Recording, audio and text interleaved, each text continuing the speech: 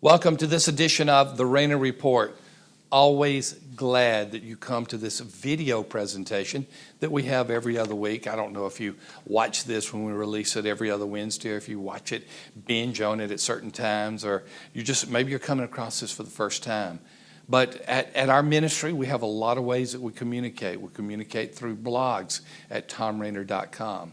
We have a couple of podcasts, Rainer on Leadership and Revitalize and Replant. Both of those are hosted by Jonathan Howe, and the Revitalize and Replant podcast also includes in every other episode Mark Clifton, probably the foremost expert on church replanting. But this is the particular venue where we communicate with you by video. So if you're new to this is the every other week presentation, and we try to bring to you some of the most pertinent and needed discussions about church issues and church leadership issues. This particular time, we're going to talk about warning signs. What are 7 warning signs that your church is inwardly focused? The Great Commission, whether you're looking at Acts 1:8 or Matthew 28:19 and following, or other outwardly focused passages of Scripture, whether you're looking at those or anything else about being obedient to Christ, there's always a sense that we're to be moving beyond ourselves. We're to focus on others, that we're to reach others, we're to care for others. What happens when our church takes that natural inclination toward becoming inwardly focused, as opposed to the supernatural inclination of becoming outward focused? Here are 7 that you can just look at right away and check them off one another. Maybe even go in and rate your church on a scale of 1 to 10, and 10 being we're doing very well, and 1 doing we're doing very poorly. And just find out where you are. So first warning sign is this: there are very few attempts to minister to those in the community. Okay, you got now here's the community of the people that are nearest the church. I know that many of you have commuters coming into your church. I know that you've got people located here or there, but you know what? God gave you the address of your church for a reason. And He gave people in the community their address for a reason. And when you start looking at particularly Acts 1:8, that you are to go into Jerusalem, Judea, Samaria, and the ends of the earth, Jerusalem is right there where you are, in your community. A sign of inward focus is you cannot recall that many ministries where you were actually reaching within your community. A second sign of inwardly focused church is church business meetings become arguments over preferences and desires. Maybe I shouldn't mention this, but I'm just going to go and do this. I'm a part of a homeowners association, and it is a contentious homeowners association. Going to the homeowners meeting, I mean, it's really a root canal is preferable than going to the HOA meeting, because everybody's talking about me, myself, and I. And not everybody, I shouldn't say that. A lot are. And it just really becomes contentious. Well, it's not limited to secular organizations. It happens in churches. And it really shows up sometime in business meetings. You know what? I've been in some church business meetings where the pastor will tell me, we got 3 people over here I've never seen before. They tell me they're members of the church. Well, they're just coming to the business meeting. Why? Because they want to be contentious. They want to exercise power.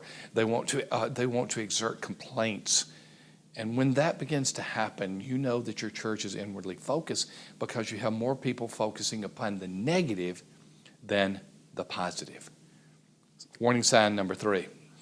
Members in the congregation are openly critical of the pastor and other church leaders. Now, look, no church leader is perfect. No pastor is perfect. But let me just speak from the perspective of a pastor. Your pastor, in most churches, is doing everything humanly and God-powered possible to minister to you, to care for you, and to love you. But no pastor is going to be able to meet all the needs of the congregants. No pastor is going to do everything exactly like the members want that pastor to do. Don't be critical. Don't have a knee-jerk reaction and just immediately criticize. One of the things that I used to just abhor as a pastor is someone that would say these words, "I love you, pastor, but." Well, everything that came after the conjunction "but" was what you heard. And another one is that people are saying, and that is a way for you not to act like you're the complainer, but you're going to the pastor. Those are disgusting. Those should not be happening in churches. It's a sign of an inwardly focused church. Fourth, any change necessary to become a Great Commission church is met with anger and resistance. Why? Why would members in the church meet a Great Commission effort with anger and resistance? Because you're taking the focus off of the members and into the community. In other words, you're trying to get the members to become other-serving instead of self-serving. And so when you start saying, hey, let's get in the community, let's be a Great Commission church, and there's anger and resistance taking place, believe you me, that means that this church is inwardly focused. I've told the story before of a lady who came up to me and when I was a pastor and just said, God has told me that you're to leave this church. You've probably had that happen to you. You've been in the ministry long enough.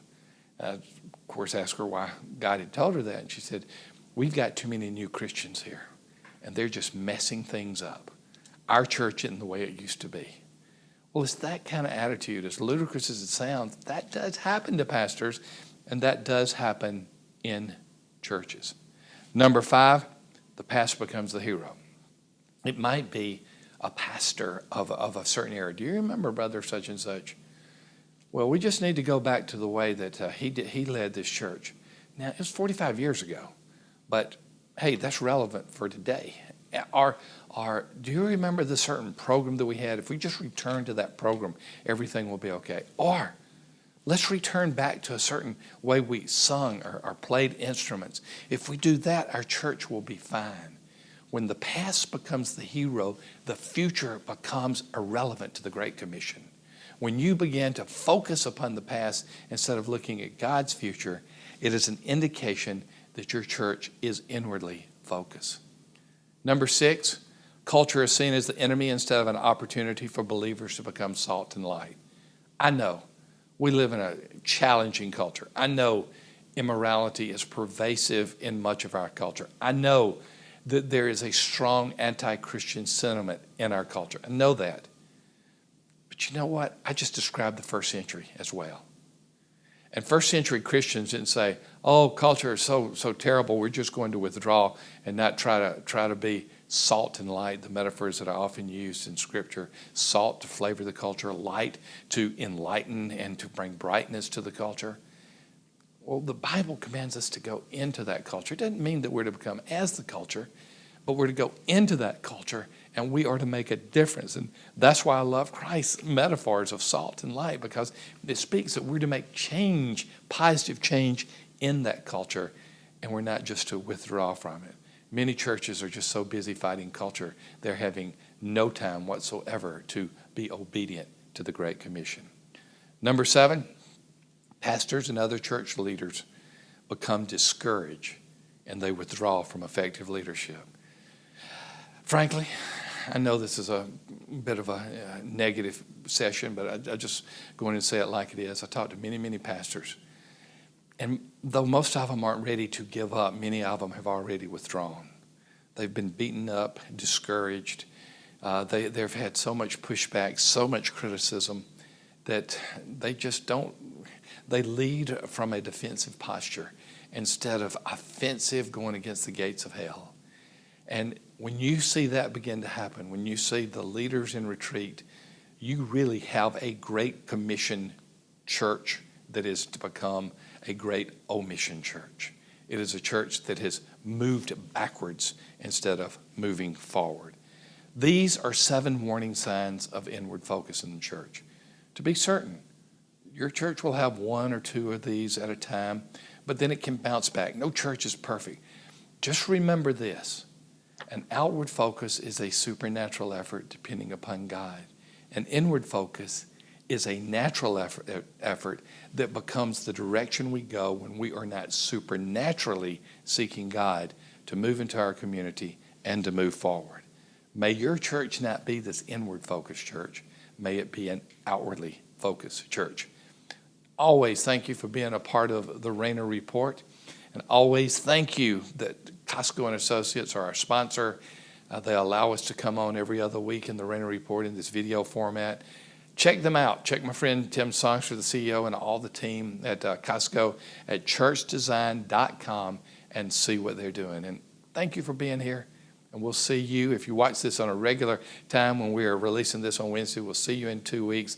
Or if you're watching it one after another, we'll see you in the next episode of the Rainer Report. Thank you again for being here.